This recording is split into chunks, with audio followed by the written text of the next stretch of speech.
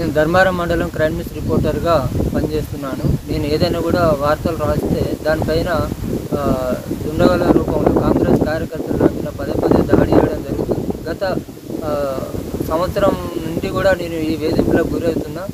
దీని పరంగా నా ఫ్యామిలీ పర్సనల్గా కూడా నా మీద విలేజ్లో దాడులు జరిగినాయి. దీన్ని దృష్టిలో ఉంచుకొని నాకేంటంటే ప్రాణహాని ఉంది.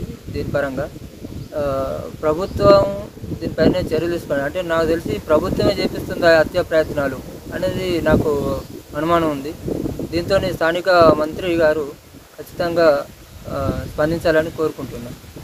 దీని కారణం ఎందుకంటున్నా అంటే నిన్న సాయంత్రం పెడపల్లి మండలంలో జరిగిన హత్యాయత్నానికే దుండగులు చేసిన హత్యా ప్రయత్నమే దీనికి నిదర్శనంగా తెలుపుతున్నాను. ఇప్పటికైనా కానీ ఈ ప్రజాపాలనలో రిపోర్టర్లకు ప్రాణభయాలు ఎక్కువవుతున్నాయి. దీని పరంగా ప్రజా సంఘాలు కానీ పాత్రికేయ మిత్రులు కానీ సహకరించి నాలాంటి ఈ ప్రాణభయం ఉన్న వాళ్ళకు సపోర్ట్ ఇవ్వాలని ప్రతి ఒక్కరిని కోరుకుంటున్నాను.